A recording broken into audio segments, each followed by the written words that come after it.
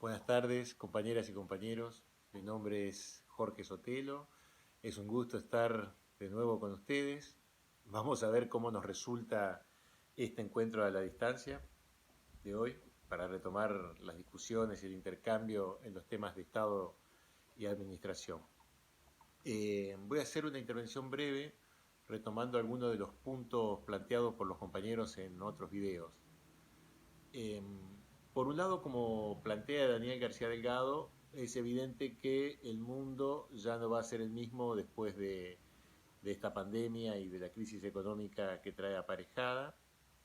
Podríamos decir que el modelo neoliberal que se empezó a estructurar por allá a mediados de la década del 70 está enfrentando en este momento su crisis más profunda, ¿no? Y como señala Carlos Villa, es evidente ahora los límites del mercado frente a los temas de interés público y ahora es la hora del Estado. Y esto no significa solamente mayor intervención del Estado, sino que implica que el Estado debe cambiar tanto el sentido como el contenido de sus políticas. Este lugar central que tiene nuevamente el Estado no es solo un dato de la realidad, sino que en realidad es una línea de trabajo a desarrollar y de ahí la importancia de su discusión en el ámbito de nuestra comisión.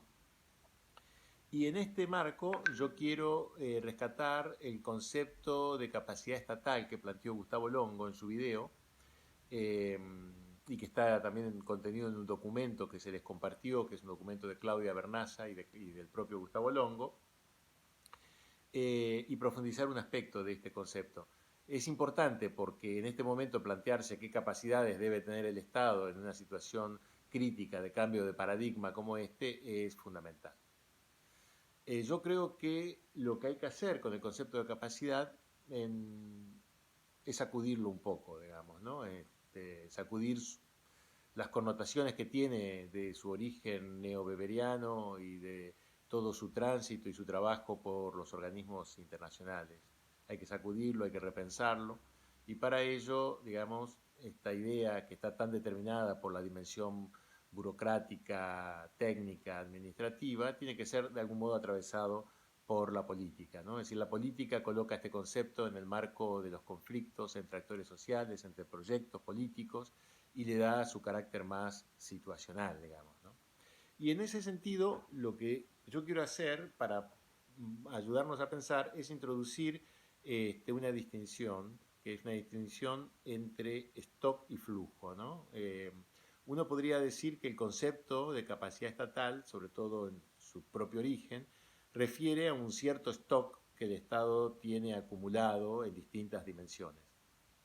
Por ejemplo, crítica hoy sería la capacidad económica. Un Estado puede tener más o menos stock en ese sentido, una ecuación entre sus reservas, sus deudas y su capacidad de generación de riqueza. Un Estado puede tener acumulada más o menos recursos burocráticos, capacidad burocrática, agentes capaces, normas y procedimientos que le permitan intervenciones consistentes, o capacidad para producir políticas públicas, experiencias en sus sectores para responder a los problemas públicos. Todo esto son stock que se acumulan en la estructura del Estado, ¿no? La capacidad, en este sentido, es algo que se acumula.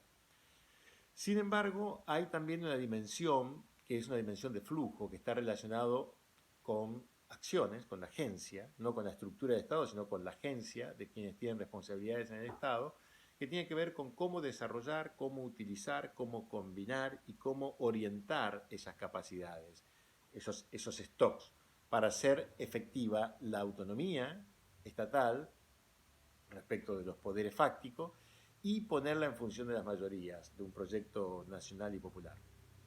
Por ejemplo, la capacidad económica como stock es fundamental, el quantum de recursos de un Estado, pero la política económica y la orientación de la política tributaria como herramienta no solo de extracción de recursos, sino también como herramienta de distribución de los esfuerzos contributivos es central.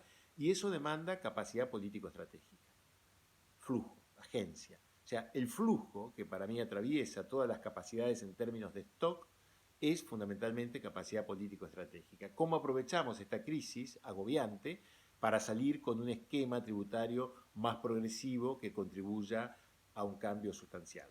Por ejemplo, esto es solamente un ejemplo. También podríamos pensar La capacidad burocrática y de producción de políticas públicas es importante, pero el direccionamiento y la gestión de las políticas, que las ponga al servicio de las mayorías populares y las oriente a la resolución de los problemas cotidianos del pueblo, demanda de capacidad político-estratégica. La capacidad burocrática debe ser puesta al servicio de un cambio estructural, no es neutra. Por eso es que cuando pensamos en el catálogo de servicios esenciales que presentó Beatriz Anchorena o en la separata respecto del COVID-19, uno iba a encontrar una serie de intervenciones que están destinadas a la resolución de los problemas cotidianos de la gente, del pueblo, que con seguridad no hubiese encontrado en otro contexto de gobierno como pudo haber sido el de Cambiemos.